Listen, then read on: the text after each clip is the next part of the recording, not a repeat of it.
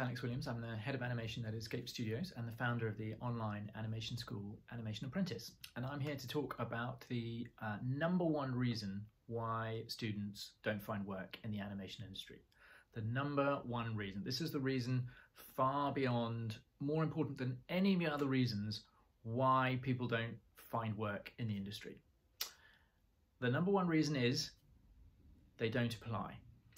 And this is the thing that always drives me nuts. And you know, there are jobs out there. There are still, despite coronavirus, there are many jobs out there.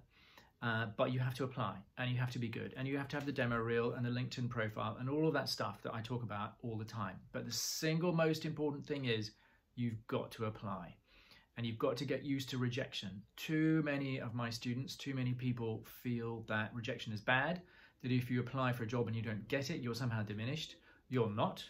You're not diminished at all. And kudos to you for having tried, because you're gonna have, in the creative industries, you have to get used to failure, because it is only by pushing your way through the failures that you will achieve success.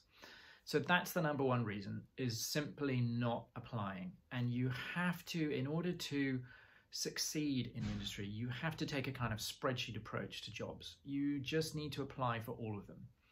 So one of my former students, Evgenia Golubeva, actually recently published a book based on, it's called I'm Not a Mouse. It's based on the short animated film that she made after leaving Escape Studios.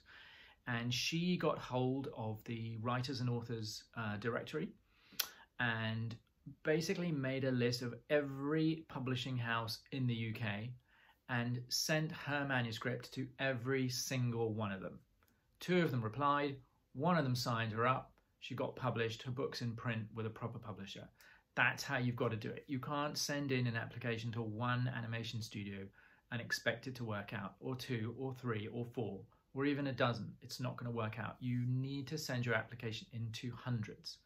Consider it as a job in itself to apply for work. But that is by far the number one reason why my students, those that don't find work, who are in a minority, but those who don't find work, the number one reason is they never apply.